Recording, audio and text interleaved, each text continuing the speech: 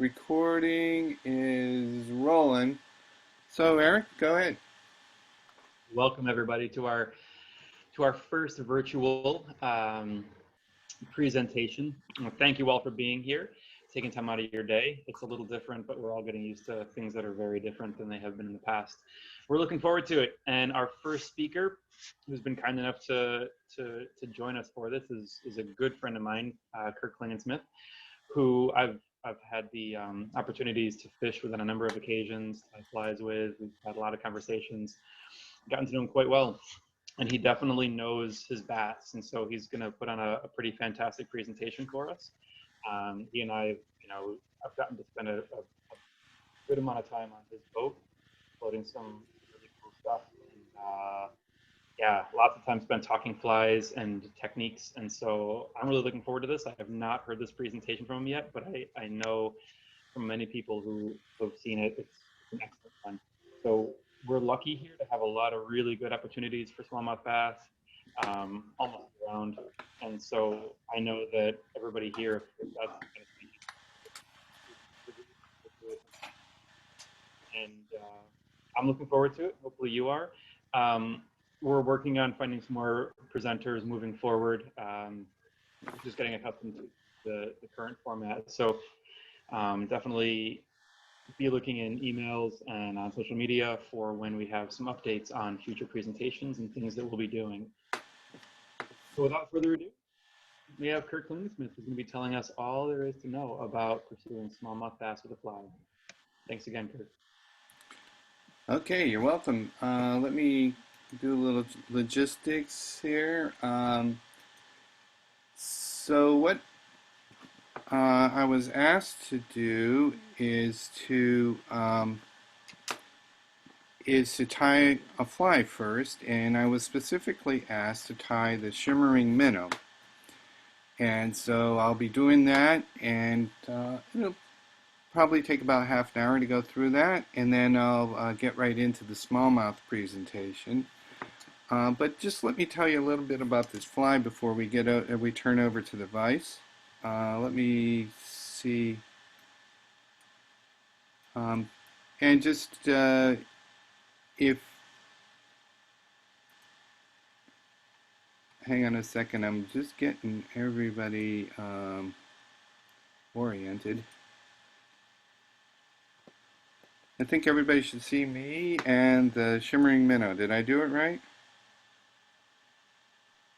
Yep, you're good, Okay. Kirk. Okay. Just it'll work great if you keep your mic on mute. But it also worked great if you interact, and so if I say something that requires a follow-up, please unmute and ask. I like that. I need that, and it helps me to not feel lonely. So the Shimmering Minnow is a suspending fly. We'll talk more about that in the presentation. It was developed by Brian Shumaker, who's a guide on the Susquehanna. Brian is a protege of Bob Clauser, and he's also a friend of mine. The Shimmering Minnow is an articulated fly you'll see in a moment. It simulates a smaller bait fish in size 4, which is what I normally tie it in. It can be tied in a variety of colors and sizes, but in this design, it functions really well, and those of you who have been on my boat know that this is one of my go-to flies, especially in clear conditions. You need to often downsize your fly, and so this is a really good starting point for clear conditions. And I really like this fly, not just for smallmouth.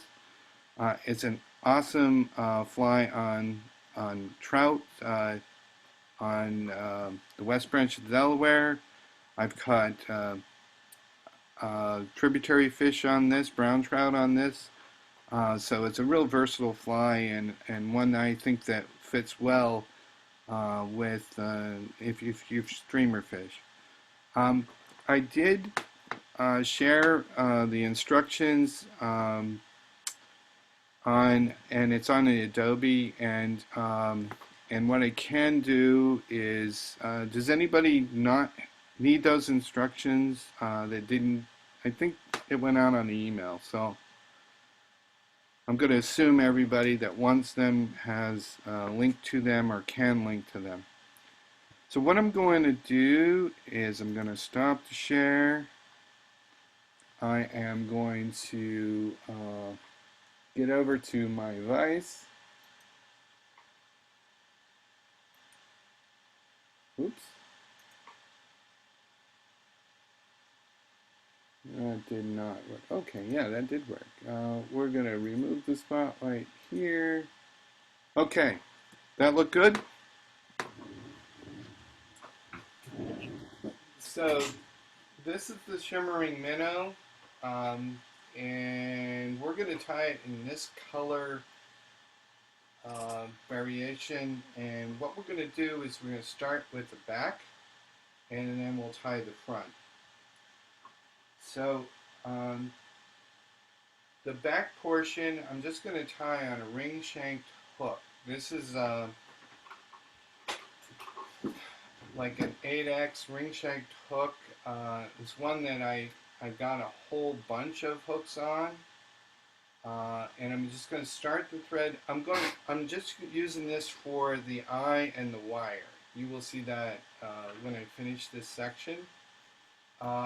And I'm only going to use a real small portion of this shank. So really, if you've got any kind of junk hooks with a ring shank, this will work. And because we're going to cut it off, the first thing we're going to add is we've got some marabou, and it's going to have a marabou tail. And what we'll do is just get a little bit of marabou for the tail. I'm going to clip that off,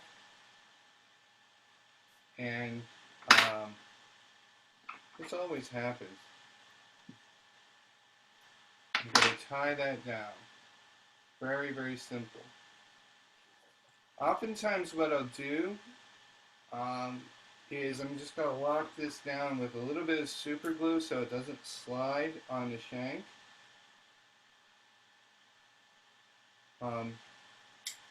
And that just gives a little extra security. Now what we're going to do on the side of this fly is we're going to add a little flash. Not a lot of flash, just a little. But I'm going to pick out, this is holographic silver Flashaboo, right, that I like on the side. And there's about 5 or so strands. And what I'm going to do is I'm going to lay it down the front side, which you can't see, but you'll be able to see the back side. Oops, sorry.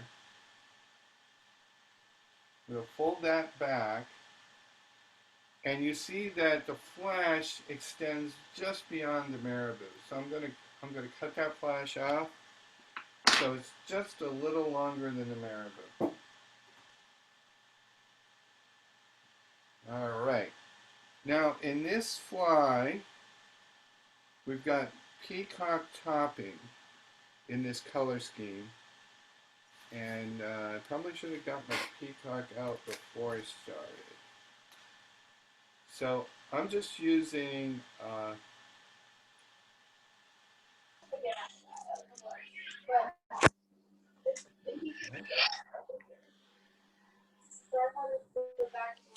whoops, we got somebody that's got their mic on.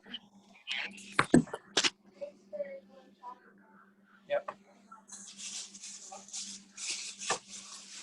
Give me a moment now. Okay, so next up. Okay, hang on a second. Get these mics turned off.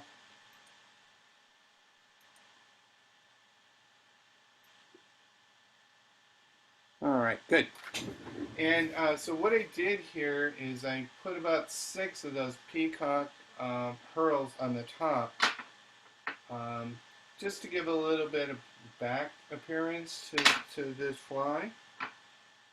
And the last item for the back section is, this is Palmer chenille. Oops, let's see. Can you read that? In medium pearl. And what I do is I put that on a card. I don't know if you can see that. It makes it a little easier to wind on. And what I do is just take a cereal box or similar kind of thing and make a card for it. This Palmer chenille has fibers that come off of one side. And so what we're going to do is just wrap down the core first.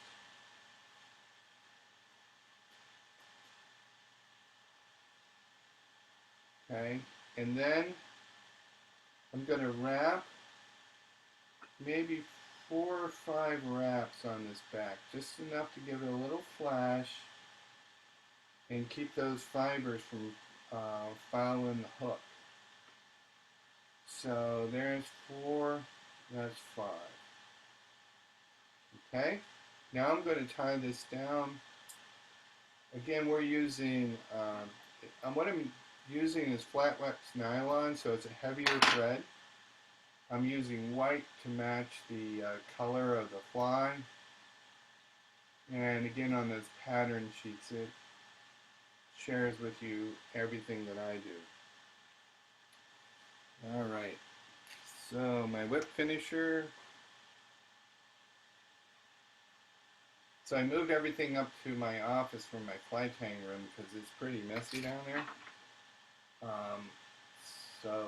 This is when I discover if there's anything I forgot. Uh-oh.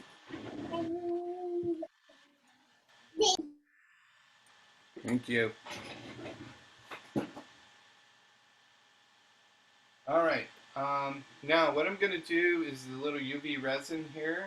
This is Solar Res, and I'm just going to put a little UV on that. We'll cure it.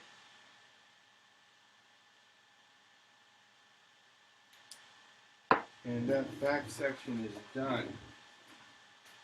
Now, what I'll do now is I'm going to cut the shank of the hook right behind where I tied it down. So you can see that's not a very long piece of metal.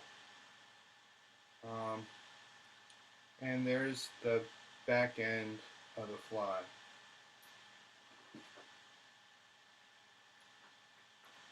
Okay, now I'm building the front end of this fly on a Gamakatsu B10S. This is a size 4.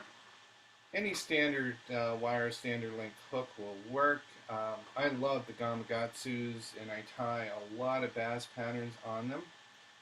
And I'm just going to start with thread base across the whole shank of the hook.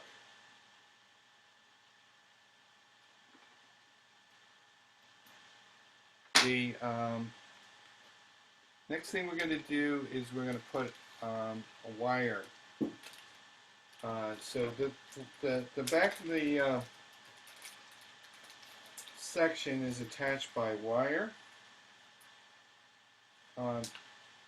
You can use the articulated shanks, the Game Changer shanks, which is the way Brian has evolved to. I'm using the beadalon wire. Sorry, I'm getting it. Beadalon wire. The details are on that pattern sheet that I sent. I pre-cut those because I know that I need a 50 millimeter long length of wire, so I've got that exactly pre-cut. I'm going to use glass beads, and I'm going to use 2 of these babies. These are 6/0. The details again are on the pattern sheet for the exact color that I use. I like this red color. This is, I guess you'd call it a fire engine red.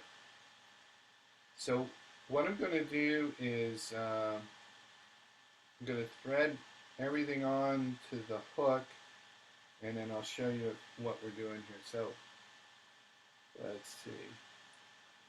Do you see? There. I've got a length of wire. I've got the 2 beads. I'm going to go through.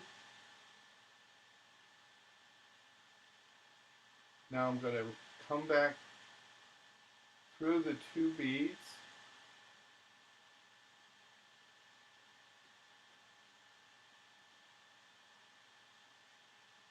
So now I've got the wire and loop like this. Now, as I said, I already know that that length of the wire is set. So I'm going to wrap it, but you'll be able to see what we're targeting is I want the loop. Can you see that the loop of that wire is open now that I've got the thread wrapped back?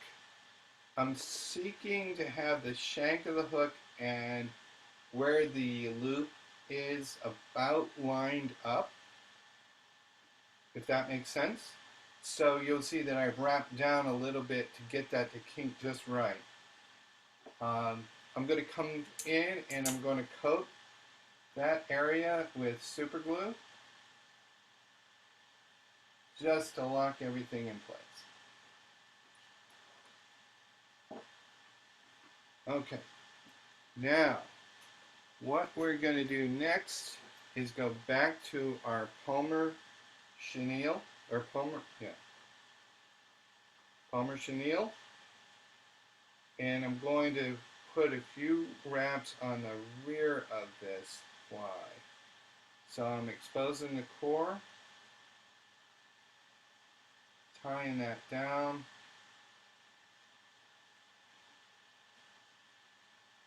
and now what I'm doing with this Palmer chenille, and it'll take me a few wraps to get it, is I'm twisting the core and I'm pulling the fibers back until I get the whole structure to lay back. And you'll want to, you'll need to play with the twisting that you do as you wrap to get it to lay right. Honestly, it's easy enough to pull it back, but the more you tie these, the more you'll kind of get the feel for the twist. So what did I put down there? Maybe 6 or 7 wraps. I'm going to tie that down. I'm going to pull it back, and that defines the rear of the fly. Now what we're going to do is put a little tuft of marabou. Let's call it a wing. So I'm going to grab some marabou. No, that's not a... I'll call that a little tuft. I'm going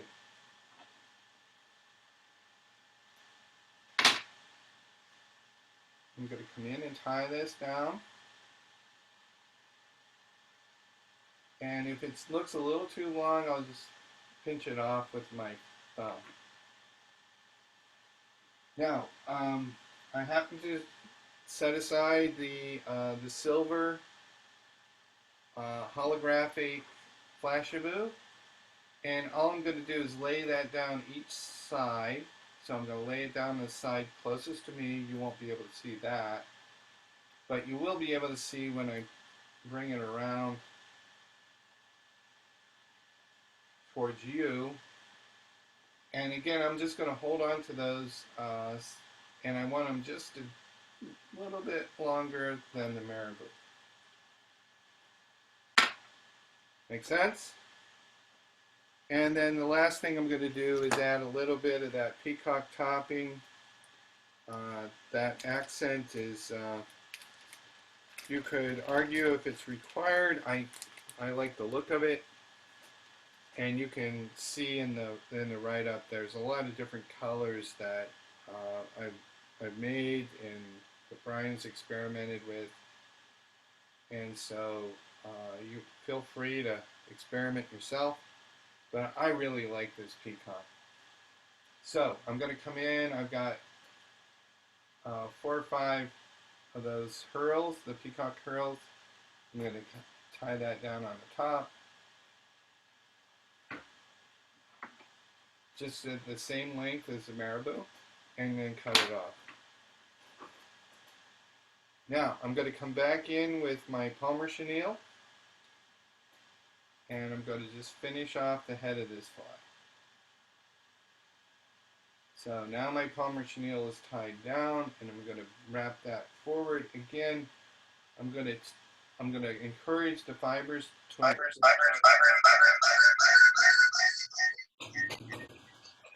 All right. All right. Somebody has 2 connections on. Okay. Wrapping the Palmer chenille forward and angling everything back. I've got just enough room now to tie it down and make a head. So I'm going to go ahead and do that. Cut the Palmer chenille off. Pull things back and just wrap down a nice head.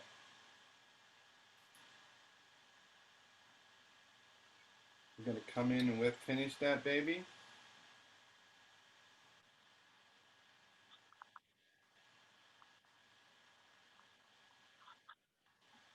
Like that.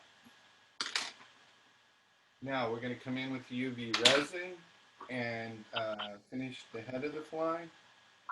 If you don't have UV resin, feel free to use whatever you've got. Sally Hansen's Hard as Nails just works fine. UV is so cool, and it's really helpful because I don't know if you noticed what I did, but I pulled back on those fibers, hit it with the light, and it set the shape of that head.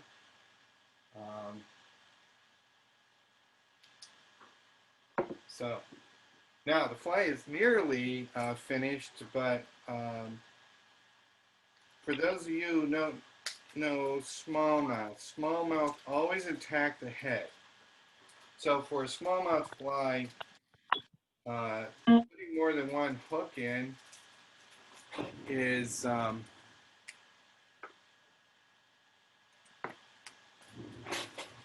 unnecessary.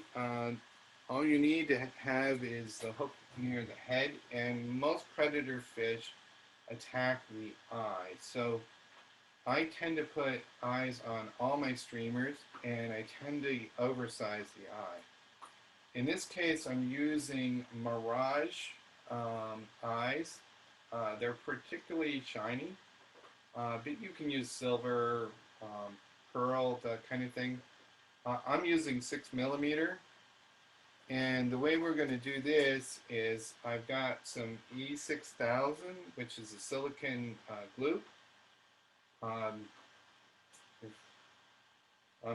getting to the end of my tube here, and so hopefully that's going to behave for me. We're going to put a drop of the silicon on each side of the fly.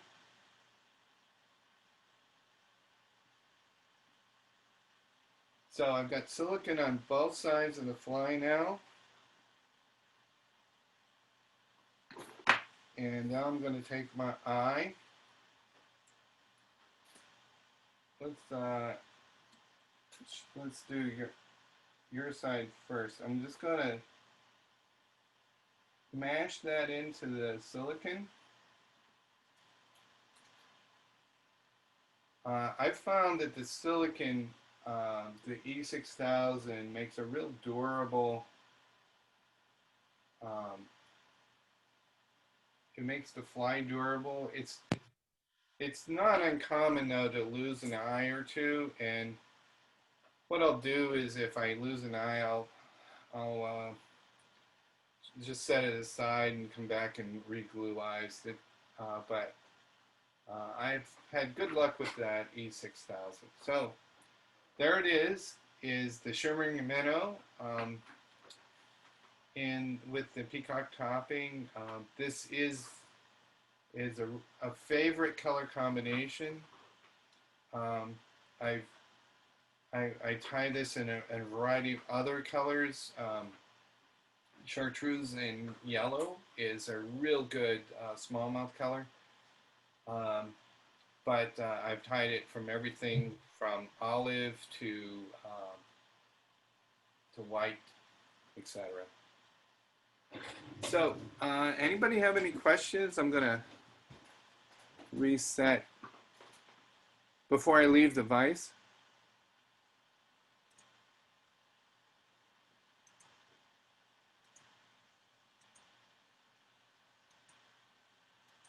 No question, just a comment. Yeah, go ahead. Beautiful fly. Oh, thank you. Fantastic fly fisherman. Fantastic fly tire. Well, thanks.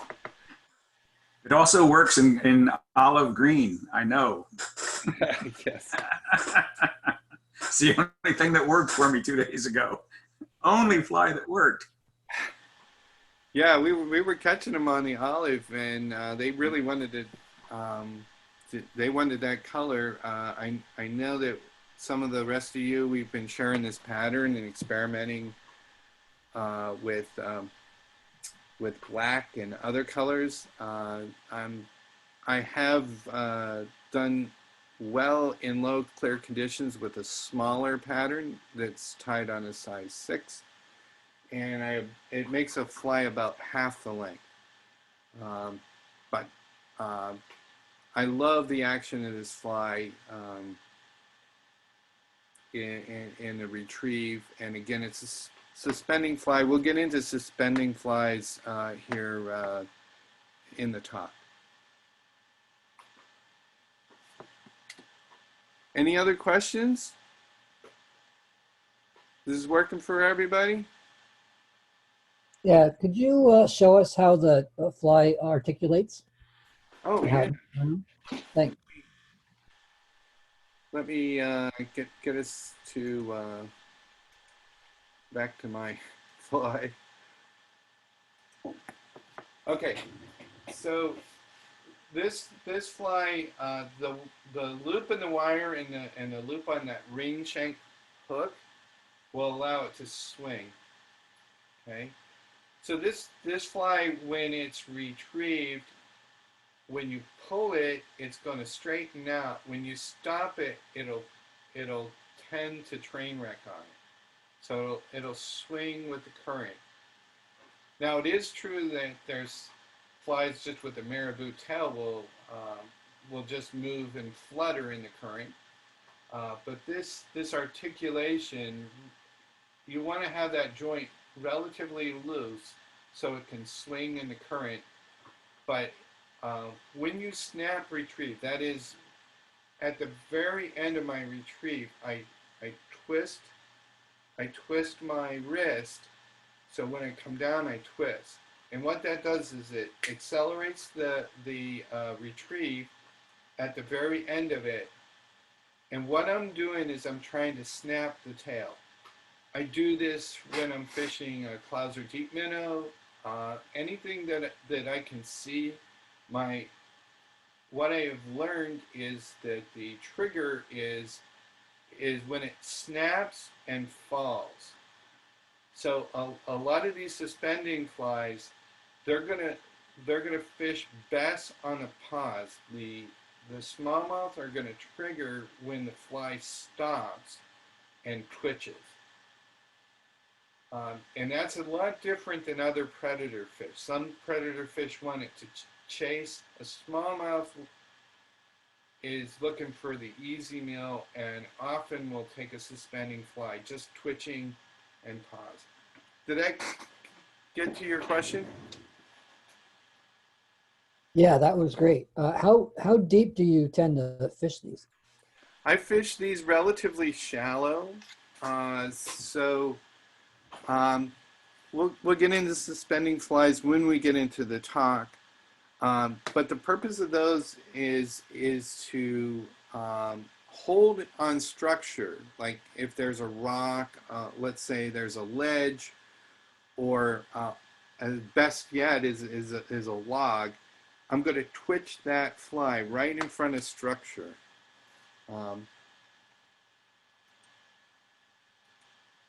and so I'm not fishing it very deep. It will sink slowly. If you let the fly sit there forever, it'll hook the bottom.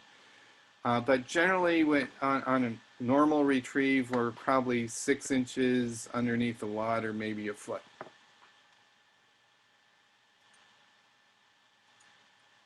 Okay.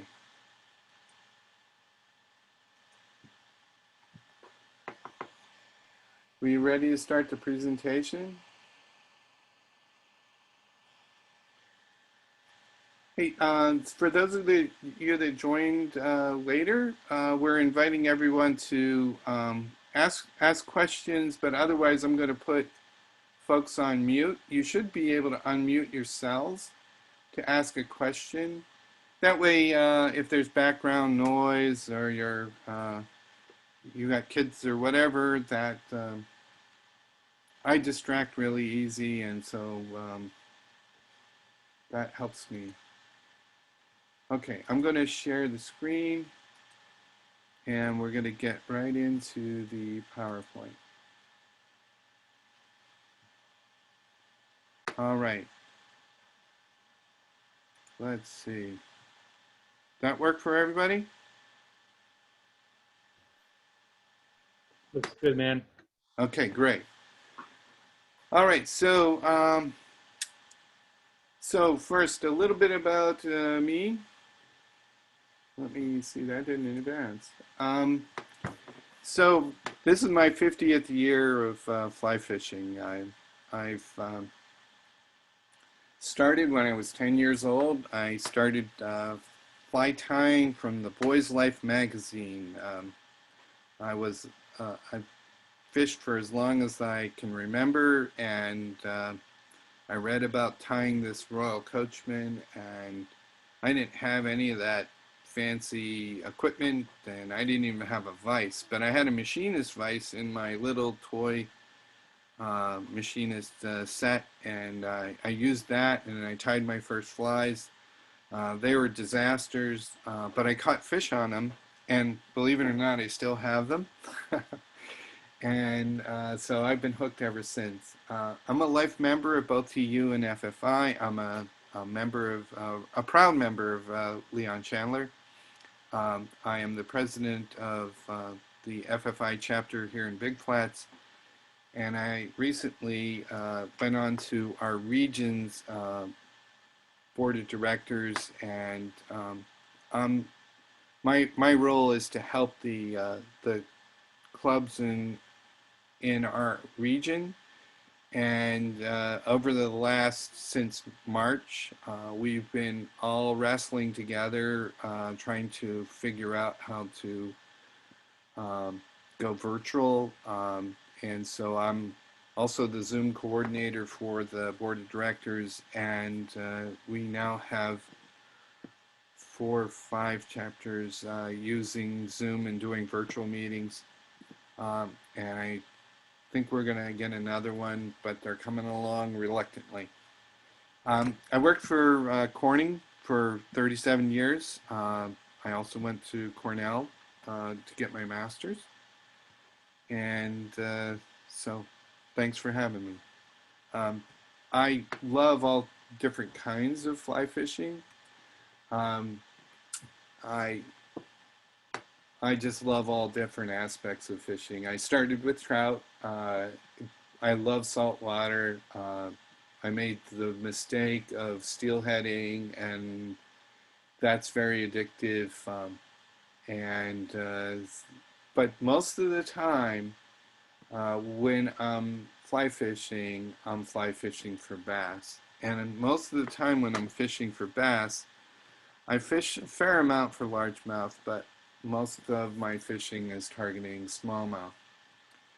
Uh, what I want to do is share with you a little bit about how smallmouth they orient to the season of the year, talk about what they eat and how we can use that to trigger them.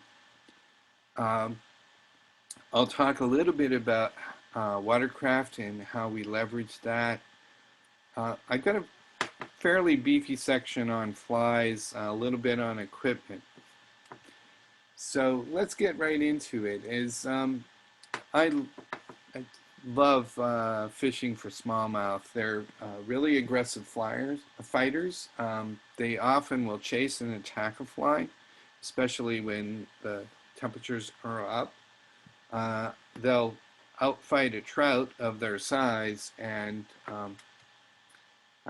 I say this is if I ever go looking for a bar fight, I'm taking a smallmouth with me. So when we think about smallmouth behavior, I think it's good to orient first around the spawn. And the spawn is triggered at water temperatures of 62, 64.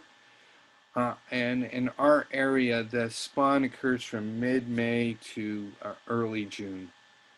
And so when we think about how the fish behavior changes, pre-spawn, I consider like mid-April to mid-May. The water is warming to 55, and the fish will begin to move to the areas that they spawn. And this is a great time to fish for smallmouth because they tend to feed pretty aggressively before they spawn. So it's a good time to get out. The window in our area can be a little tricky because often we're having rains that'll blow out the rivers. The spawn will occur when water temperatures get to the magic 62 to 64.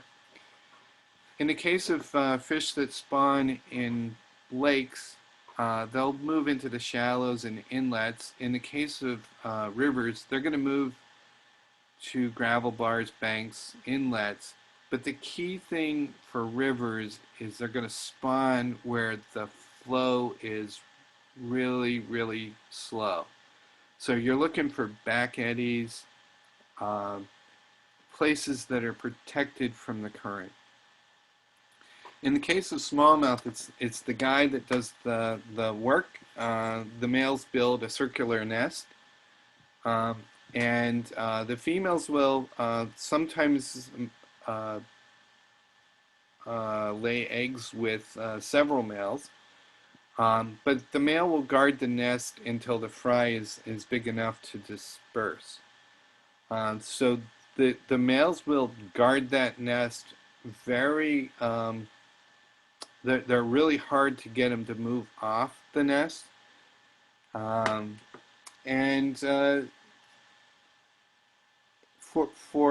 just for numbers, the females will lay somewhere between 2,000 and 15,000 eggs. The nests average about 2,500 eggs on a nest, but can be as many as 10,000. They typically take about 10 days to hatch when the water's in the mid-50s. But if the water warms up, they can hatch within a couple days. I should mention that during this time, fish will move into the tributaries, and in our area, the fishing can be really kind of neat because you can get some really big smallmouth in our tributaries to the Great Lakes and Finger Lakes, and not a lot of folks fish for them. More folks are learning about this, but it's a really kind of a neat fishery Now, the fish are moving in and out of the stream, and so I'd encourage you to leave the ones on the nest alone. But you can find the fish are hanging out away from nests and often can be very aggressive on a fly. Now, post-spawn, we call it the post-spawn doldrums, is at the end of June, the bite can almost disappear. It can almost go away. What happens is the females will go off the nest and they tend to be sluggish, and the males tend to defend the nest. But I can also tell you that the fishing during this time can be highly variable. You can go out and just have a great day, and you can go out and get and zero out. The post-spawn doldrums is real. But generally in our area, when July rolls around, they're moving into a summertime behavior. The water temperatures are driving up, and their metabolism is increasing. As the fish, as their metabolism increases, their digestive rate goes up, so they need to eat more often. The aggressive fish will often move into feeding areas like shallows and riffles along the banks. And in the summertime, the topwater bite is what a lot of us look forward to. And that has come and gone. We're just about a week or two from a really great topwater bite this summer. In the fall, which is where we are now, the water temperatures are dropping. So the water temperatures in the Susquehanna and the Chemung are dropping in all our watersheds because of the cold nights. And the fish are going to move into their winter feeding patterns. So in the winter time, it's helpful to remember that the fish are going to move into the deeper wintering holes. They don't want to get caught in anchor ice. In October and November, when everybody else is tributary fishing or they're hunting, the bite can be really, really great. But I can also tell you that there's times when you can go out and it can be really tough. But you often don't see anybody else in the fall, especially after hunting season is open, and it's a great time to be on the river. In the winter time, their metabolism is cranked back really far, and the fish are feeding only very infrequently. So they're mostly in deep winter holes. You can go and get them. You got to fish for them slow. Suspending even balanced flies are a good solution. For me, this is time to concentrate on my steelheading or tributary fishing. I don't get enough time anymore to tie flies, or it's a good time to go to Florida. So let's focus a little bit on what smallmouth eat, and that is going to influence our fly selection. But smallmouth eat all kinds of things. They tend to be opportunistic, so if there's food there, they'll eat it. So imitating the kind of food that they're eating is a good strategy. It's helpful to remember that the smallmouth, especially the bigger fish, are going to key on preferred foods. And so the hellgrammite, the Dobson fly larva, the crayfish, and the cicadas are all really preferred foods. For some reason, all fish like ants, and if there's a flying ant hatch, you will find every smallmouth on the river is going to be at the surface. And it's helpful to think that the biggest fish will eat the biggest dish, and so these food items are helpful to use when we're imitating with flies. What is different about smallmouth is when it's actively feeding, it will often eat anything that is hanging around near where it's feeding. So, for example, I mentioned the flying ant hatch. My first 100 fish day was about 10 or 15 years ago on the Shimmering. And John Lively and I were out fishing, and there was a flying ant migration that day. It occurs in August, all in our area, and for some reason, all the flying ants all migrate at the same time. And there was a rain, and it put all the flying ants on the surface of the water. And in the pool we were fishing, there were hundreds of fish eating. And I had a gurgler, you'll see that in a moment. It's a big yellow fly, and I took over 100 fish that were eating ants. So the point is, when the smallmouth is actively feeding, it will eat anything in its path. Now, impressionistic flies will trigger, they tend to trigger those, things that the fish is looking for, the active feeders. So I already mentioned where the fly is fished is if they're feeding there, that's really important. Often, especially in off-color water, bigger fly, bigger fish, I have found that they'll trigger on color, action, and sound. And that is in order by far for preference. If they're eating on top, your fly has to be there. Or if they're eating on the bottom, it has to be there. What you will also find is that the bigger fish, or the more pressured that particular watershed is, you'll want to migrate toward realistic flies and realistic presentations, because the fish will not be haphazard. It's funny when it's way fun when they'll chase anything down, but if you go to the New River in Virginia, that place gets pounded, and you're gonna need to go with realistic everything. So some examples of that.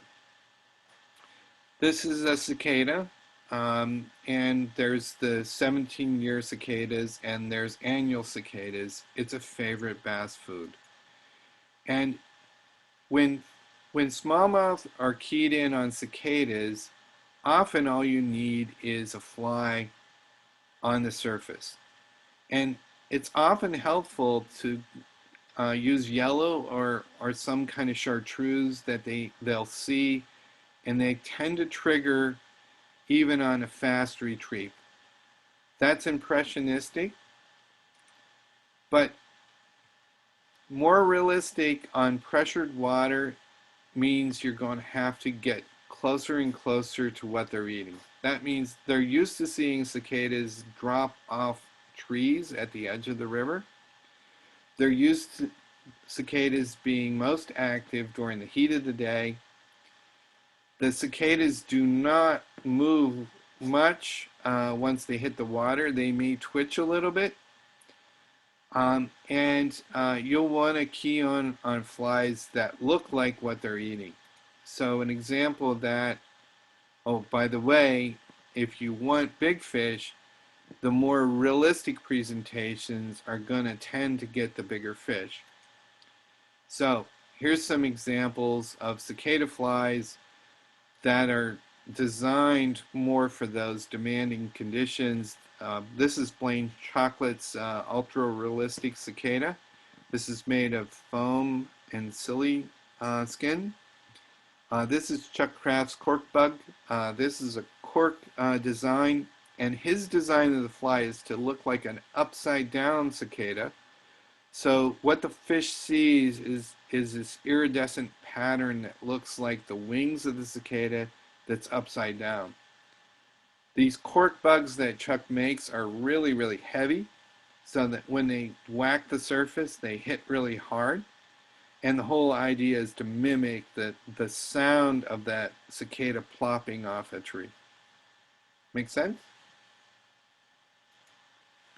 Another example of this adaptive strategy is in most cases for bait fish, the smallmouth will respond well to impressionistic flies and impressionistic presentations. So you have a suspender here, a shimmering minnow in the center, and the famous Clouser deep minnow. These are impressionistic flies, and their action in the water is impressionistic. You'll want to tune your strategy again to the conditions. Again, you want to fish where the fish are. In the times when they're up on the water column, this is when we're using suspending flies and floating, or sometimes intermediate lines. We have a class of flies to fish the middle column and the lower column. I'll talk about those a little later. What you want to think about is the retrieve. A lot of us have a tendency, me first included, is to use the same retrieve, same strip, every strip. This is a real big mistake with smallmouth. And what you want to do is vary the strip length. Sometimes you want to twitch it, sometimes you want to give it a strip. What you want to do is not be consistent. Remember that the hovering twitching is often the trigger. And if you're finding that you're not hooking up, just change color and size. And the smaller, the clearer the water, the smaller you're going to need to go. Has been my experience. And if you're really having a tough time getting them to eat, flies that amplify the trigger, such as the game changer shown here. This is an articulated fly that has like 5 or 6 sections to it. This will swim in the time when it's twitched. It makes a lot of motion, again, to amplify the trigger. Just a few words about color. You've heard it said perhaps bright day, bright color. That's my experience as well. I love yellow. I love chartreuse. Red and white seems to work really good in the fall for some reason. In those dark days, overcast days, rainy days, it's often better to target with a darker fly. And by the way, that fly that I'm showing here is a fly that Lefty Cray tied, and it's one that I acquired from his estate, so I actually have a Lefty's deceiver that he tied. I think that's really cool. Okay. Just talking a little bit about cover. This is not true for largemouth. This is for smallmouth. Smallmouth will always prefer wood. So what we see in the picture here is deadfalls. These are incredible smallmouth cover, and you want to make sure that you fish around, under, and behind all the wood that you see that always holds smallmouth. In my experience, the number 2 is boulders, rocks and boulders. Anything bigger than a basketball is good cover for a smallmouth. The bigger the boulder, the better. And boulder fields where you have lots of boulders tend to be smallmouth heaven. In our rivers, grass beds are another good place to find them, but I would put the preferred cover in this priority.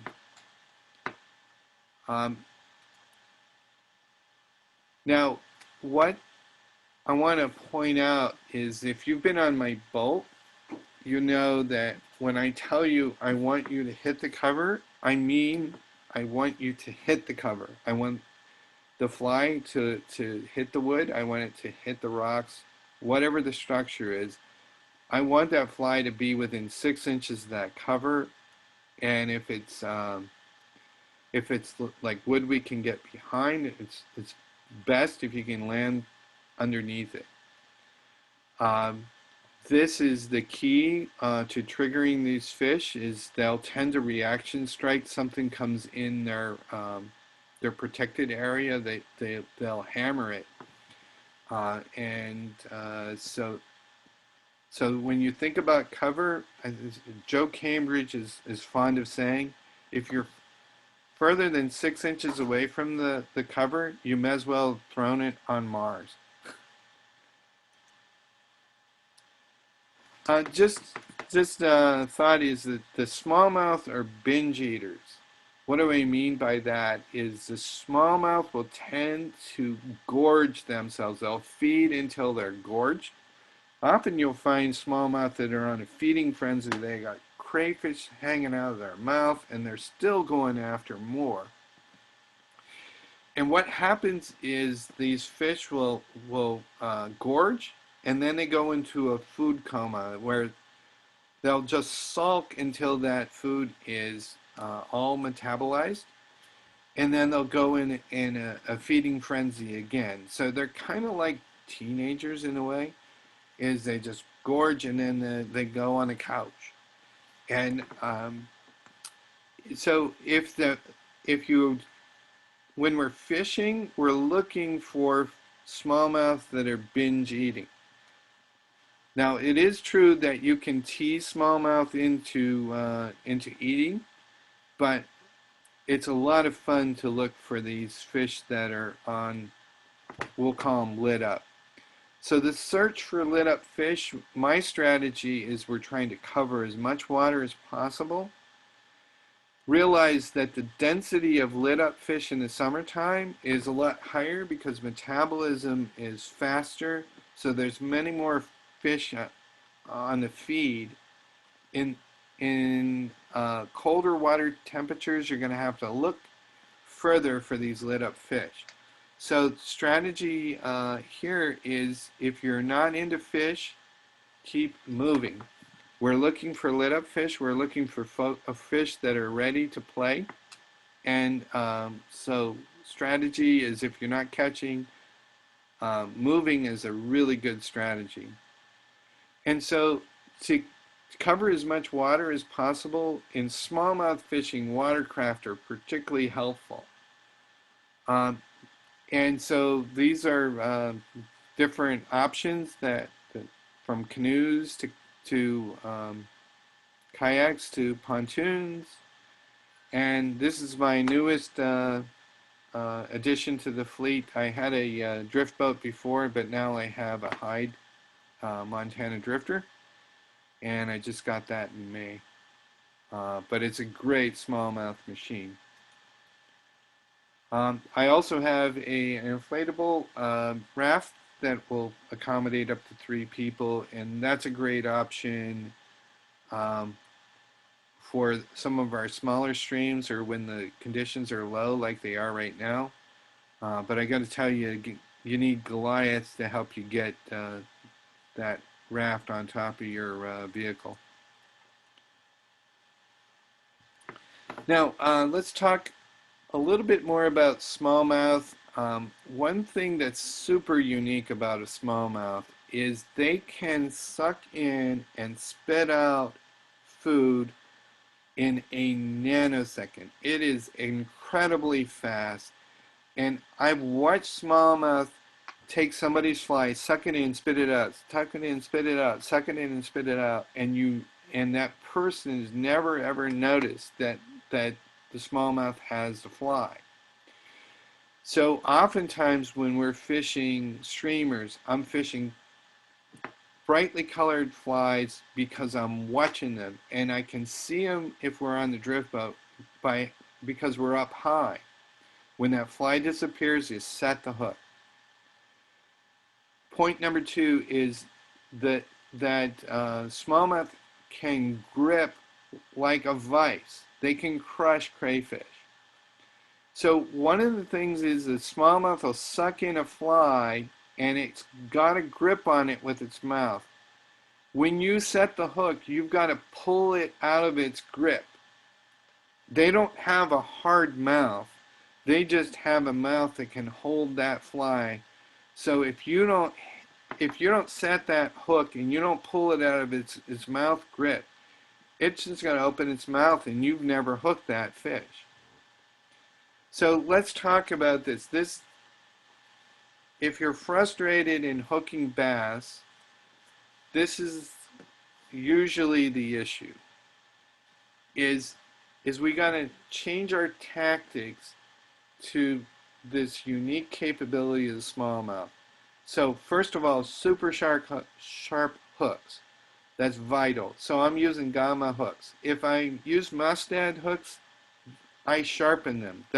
They got to stick in your fingernails sharp. And if it's not sharp, don't use the fly. If you're missing fish, get the fly off and get one that has a sharp hook. Secondly, any slack on that cast is going to be trouble when you try to set the hook. So if you tend to have a curve in your landing, that of course is from your rod movement, you're going to have trouble hooking these fish. So you want to open up your loop so that the cast lands straight. And you're going to be really careful about that belly and mending the line when you get a belly on the line, because anything that's going to pull your line off axis is going to be a detriment to getting a good hook set. I always keep my rod and tip pointed straight to the fly, and most of the time my tip is in the water, not like in this photo. And my hook set is a hard strip set, and I mean hard, and I don't raise the tip of the rod until I feel the weight of the fish. And when you know if you've got a big fish, then you're going to fight that fish a lot differently than if you've got a dink.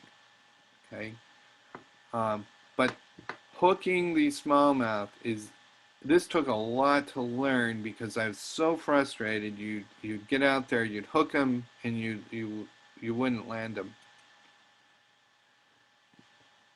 Just a little bit on lipping. So when you're handling any kind of bass, smallmouth or largemouth, the great way to manage the fish that are 10 inches or bigger is to lip them. And when you lip them, that has the effect on the fish that it will numb it, and it will just go under your control. Now, I got to tell you that the fish, you have to go in with confidence with your thumb and grab them. They seem to be able to sense if you're tentative, and they'll flip around on you, and it can be really difficult. You've just got to commit and go. Kind of like pulling a hook out of somebody is. You just got to commit and go. And just realize that every picture of a smallmouth here that I've taken will show I'm holding it vertically. I do not hold the fish horizontally like the bass angler competitive guys. That's a good way to break the fish's jaw, especially with a larger fish. So I tend to hold it vertically. If you're going to hold it horizontally for a picture, I always have it by the lip, and I always have it right in here by the back. So we keep all the weight off its jaw. Okay, I want to talk a little bit about smallmouth flies, but does anybody have a question before I do?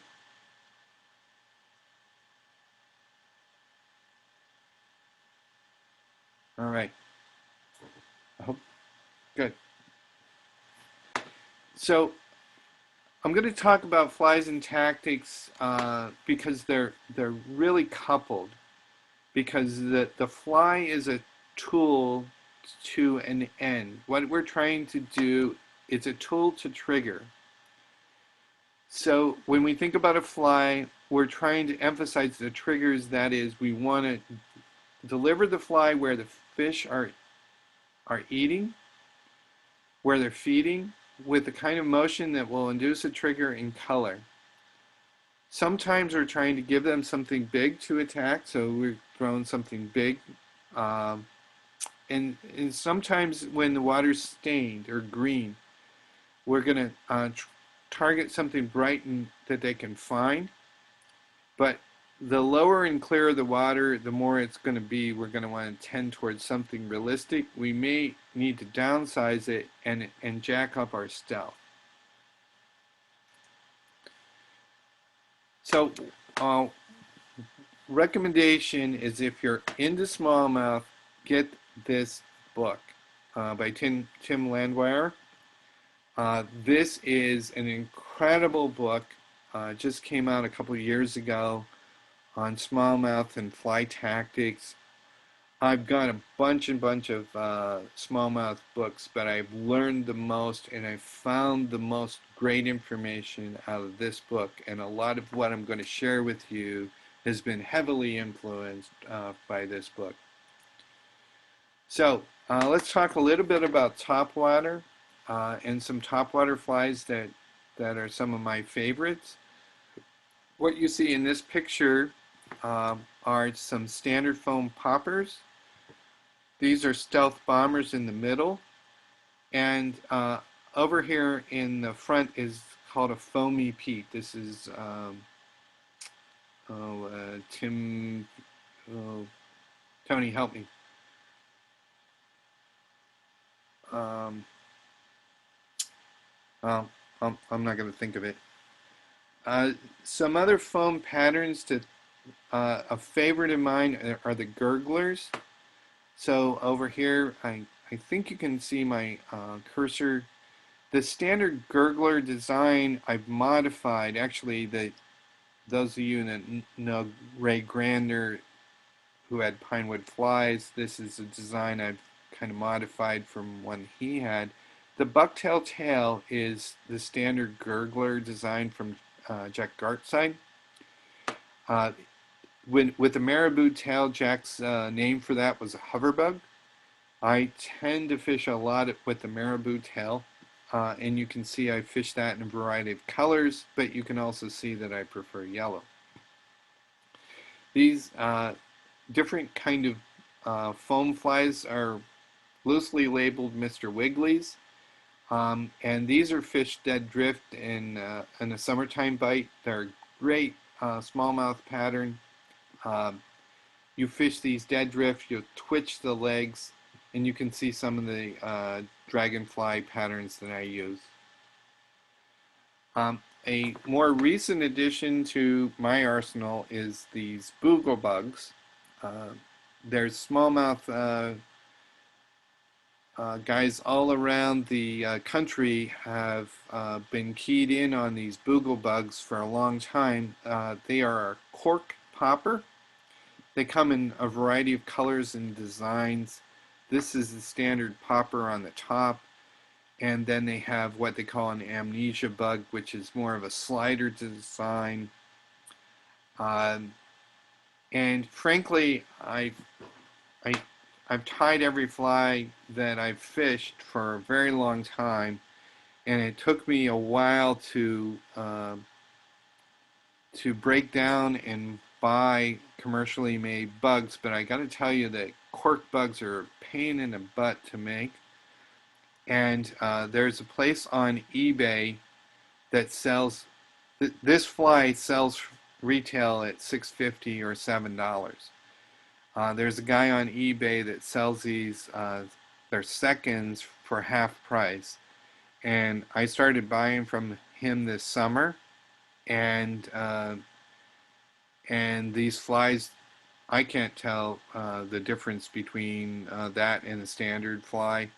And you can see we've been getting some fish on them in various colors, the bright, and in the case of dark days here, we've got a moss green boogle bug.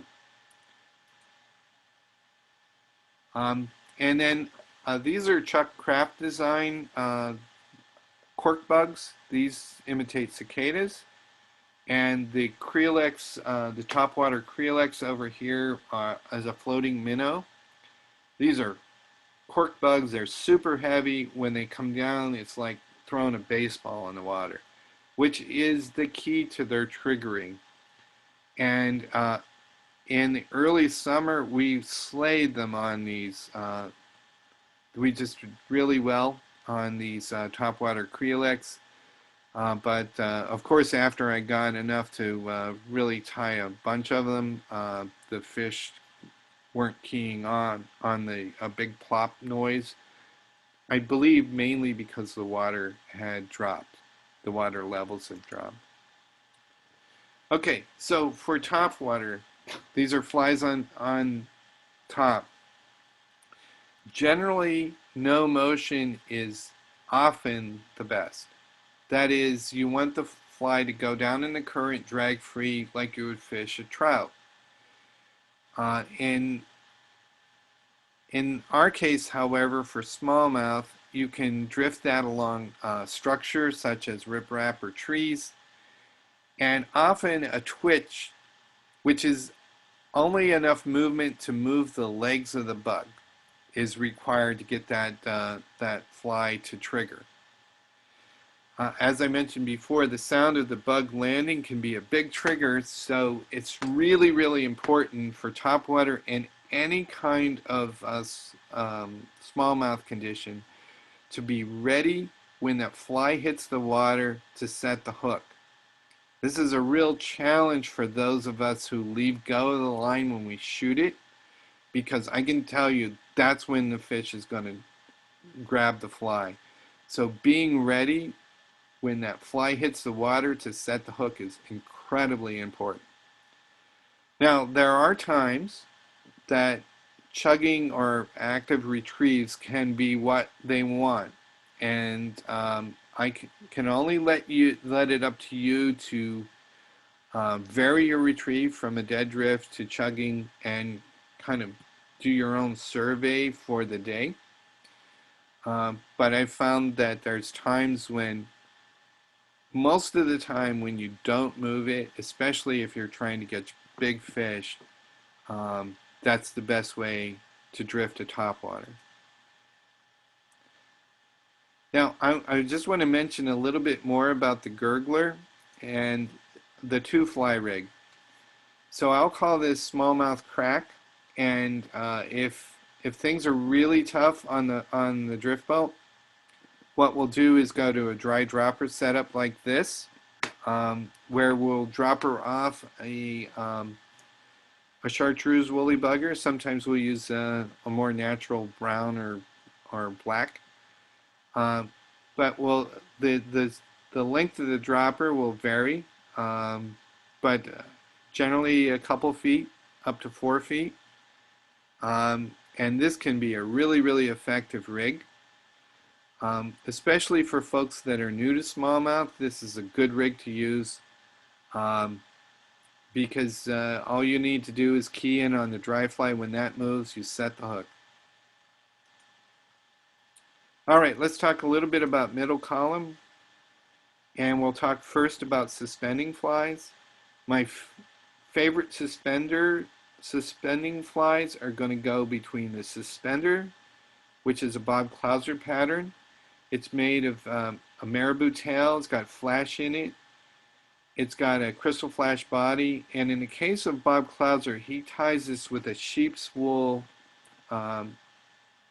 front that's a bullet head. I tie it with craft fur because it sheds water really quick and it casts a lot easier. And I really like it in a craft fur. And to be honest, I do have a few with the sheep's wool front. But most of the time on my boat, we're using the Shimmering Minnow, which I demonstrated earlier.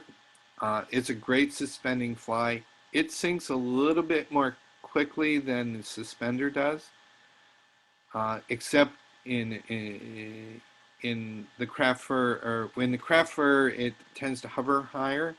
If you make it in sheep's wool, it's going to sink faster. Other types of suspending flies, Game Changer is a good example. This is Blaine Chocolate. And those of you who are aware, Blaine is publishing his first book on fly designs coming out in October. I wrote a chapter for his book on the physics of fly motion. I don't know if my material actually went into the book or not. It might be too complicated, but I didn't use any engineering equations. This is my fly box with suspending designs. The suspenders, the shimmering minnows, and this is a Murdic minnow. And some more suspending designs. These are game changers, and these are called drunken disorderlies, the double Ds, and these huge suspending designs are more for pike and maybe muskie. So for flies that we're delivering to the middle column, that is mid-depth, what I would advise is to keep the retrieve erratic and varying. Again, the pause is the trigger. You want to be tight to the fly when the fly lands. So for those reasons, when you shoot the line, don't leave go of it. It helps if you open up your loop so that you get a straight, when the fly line lands straight. Often once that fly suspends and it's right on that structure, don't start the retrieve right away, but twitch it. Twitch it and allow it to hover near that structure. And that's often going to get the eat. You can get your rod tip involved, and I do that. The whole idea of the suspending fly is to keep it perpendicular to the current, and you want it to try to show it to as many fish as possible, especially if you're holding it on structure. The flies that I showed you that we're suspending are digging flies or floating flies are intended for sinking lines. And what happens with those is the fly is pulled down by the sinking line on the retrieve, and when you stop the retrieve, the fly rises. Those kind of flies are really excellent to use when you throw them under structure like the wood, and so you can dance that fly underneath just by pausing it and stripping it. All right, the lower column. This is when we're getting really down and dirty. The Clouser minnow is an example of a lower column fly, although Bob actually fishes it mostly as a middle column fly, so it kind of can be adapted. Here's some examples of my streamer box with the deeper running flies. Lead heads. Lead is embedded in the fly, often tungsten, meat whistles, those kind of things. Creel X flies. They're all examples of flies to get down to the bottom. These crayfish flies we'll talk about in just a moment. Okay, well, right here. So here's some examples of flies that are intended to be fished down low to imitate crayfish. So Bob Clouser's pattern, the Foxy Minnow, is a great fly. In the middle is the CK Claw. On the lower right is the new Feather Game Changer from Blaine Chocolate. And this is a pattern that a buddy of mine, Bob Fuller, designed, and it's a pretty simple crayfish pattern that's pretty darn heavy. Okay, for lower column flies, the objective is to get them on the bottom and to just inch them along. In the case of crayfish flies, a good way to fish those is with a long, thin leader. What do I mean by that? Is you might go with an 8-pound test or 10-pound test, a really long length of that, like you would for trout nymphs, and suspend it off an indicator. So again, we're trying to use that same approach as trout nymph fishing, where we don't want to increase the water resistance of the leader, so we go as thin as possible off the indicator. Oftentimes we're using sinking lines in some situations to get on the bottom. In other cases where we're fishing with floating lines and long leaders, we can use the floating line as a strike indicator as well. It depends on the water depth, but to really get into deep holes, we're going to use a sinking line. But most of the time when you're waist deep or less, floating line is what you're using. All right, a few more points on tactics is the non-slip loop is an excellent knot to be using for weighted flies or flies that have a lot of action. So I tend to use non-slip loop for a lot of my bass flies. It really increases the action for a suspending fly like a shimmering minnow, popper, or any fly that has lead eyes. So a lot of the time I'm using a non-slip loop. It's not a hard knot to learn, but I can tell you it's really important to close this knot well and right. So make sure that you close it by pulling on the standing line and the fly at the final step, and use your fingernail to bunch the knot together, because this knot will slip or break if the knot is not tight. So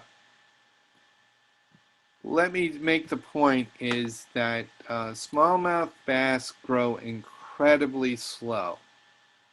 So a trophy-sized fish is an old fish.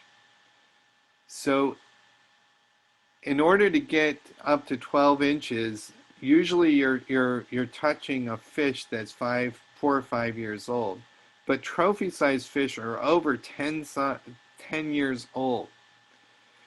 So I know I'm preaching to the choir about catch and release, but it's super important to our fisheries that if we want to preserve trophy-sized fish is to let them go. And the damage that the harvesting is doing to our fisheries is enormous. I saw a guy with stringer, and he had 5 fish over 20 inches. And he was carrying in his hands 60 to 70 years of bass that will be gone out of our fishery. He thought he was carrying a trophy out, and I was brokenhearted. A few words about equipment. So you can fish for smallmouth with a 6-weight. For most of my fishing, I'm throwing an 8-weight because it gives me options to throw some really big flies. I don't ever use a 9, but I do carry a 7 in the boat for some of the lighter things. If you're fishing smaller streams, a 7 or a 6 is fine. This is the time when we start using our not just the weight for the floating lines, but where sink tips and full sinks become more helpful for smallmouth fishing. If you're just getting started, a floating line is fine. If you've got a 6, fine. And you can get into action with that kind of setup. The more you specialize on smallmouth, I think you're going to migrate to an 8-weight. This is where the integrated shooting head lines like a Rio outbound short really excel because you can really kick out a lot of line. You can throw a lot of fly with it, and with a Rio outbound short, I never false cast, or at the very most I get one false cast and I can throw out 70 feet of line. Oh, there you go. Okay, but if you got a 5-weight or a 6-weight, go have fun. You can have lots of fun with trout gear in the summertime around here. Wet weighting is a great way to do it. If you throw on your felts or your Vibram soles, just go out there. That's great. If all you got is a pair of tennis shoes, that's great too. And frankly, your 5 and 6 weights are a great option for spring tributary fishing. If you had to pick just one fly, if you made me just pick one fly, it would either be a foxy red minnow in size 4 or an olive woolly bugger. Just go out and have some fun. Just in closing, I would say one of the fun parts about smallmouth fishing is that there's times when you can run into carp, and the carp by far is the hardest fish I've ever pursued on a fly rod. And there's some really big carp in our rivers. This one, this is a 6-weight 10-foot rod that I've got in front of me, and I think that was a 15-pound fish. So with that, let me encourage you to catch and release, and if you have any questions, this would be a good time to ask.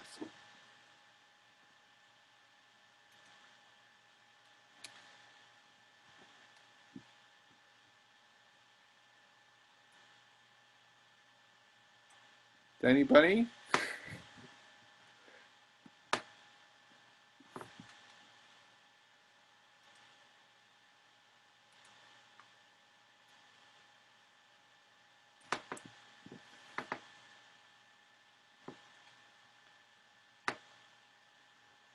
Kirk, this is Phil.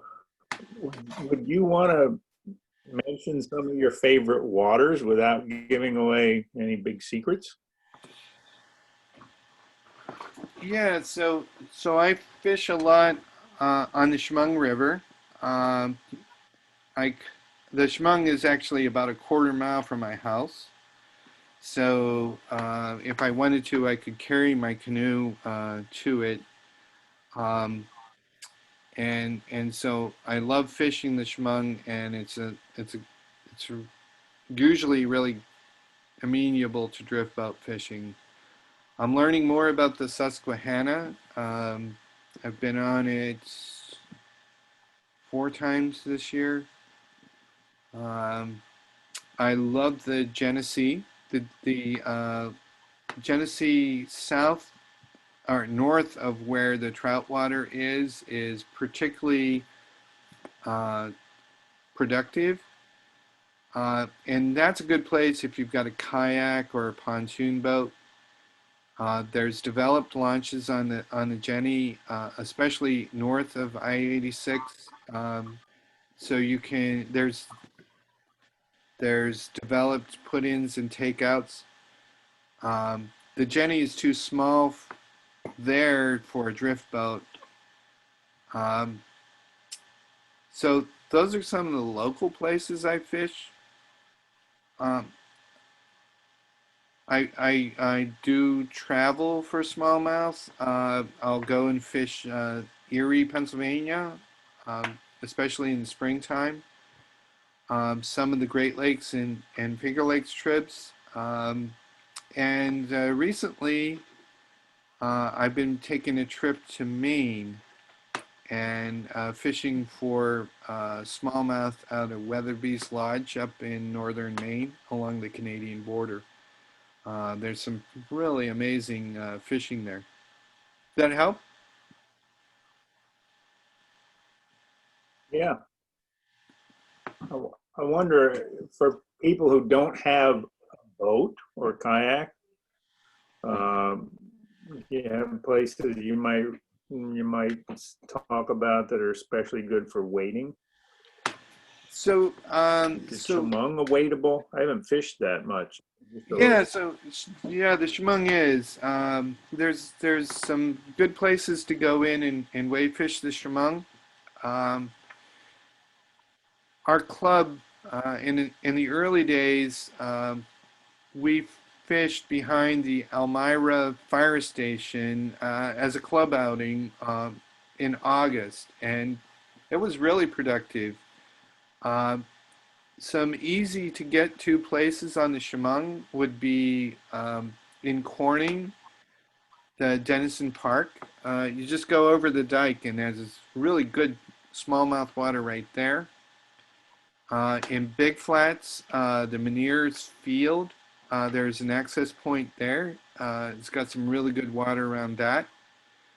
Um, so there's access points, and there tends to be pretty good fishing. Another interesting place, if you're a wade fisher, is there's a rails to trails on the Chemung between Elmira and Wellsburg, where they converted a railroad bed to a trail. And that gives you access to either walk in, or if you've got a bicycle, you can bike up to some really cool water and wade fish there. Great. And I tend to get stuck in just a few places that have always been productive for me, but I like to get out and explore some new water. So that's a help. Thank you. No, I tend to do that myself. I tend to go to the places I know, and I've been trying to push myself to learn new places more.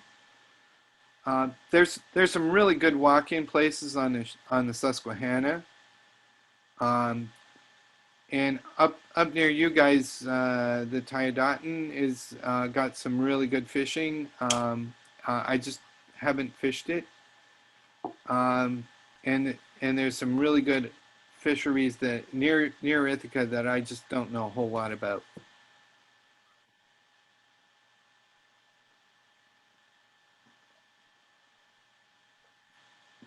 Great, Other thanks.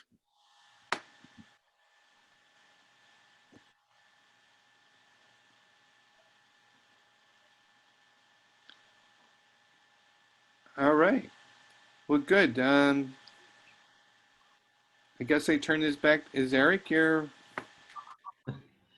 Yeah, man. That was fantastic. That was an incredible amount of information compressed into a small amount of time.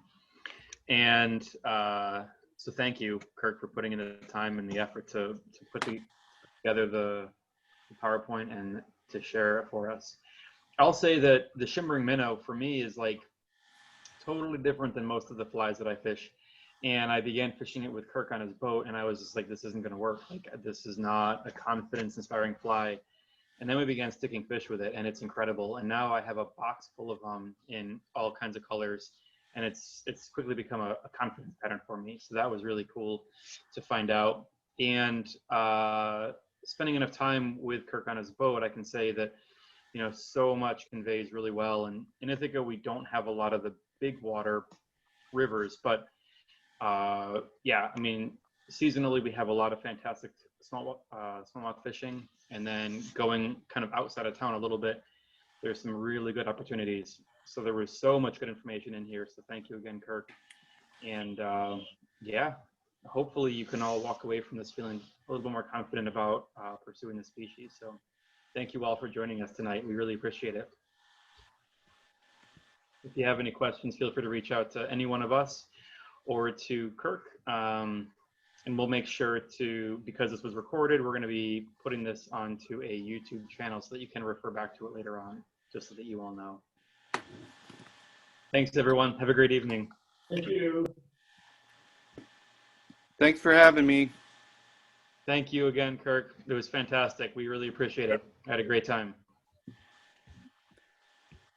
Thank you.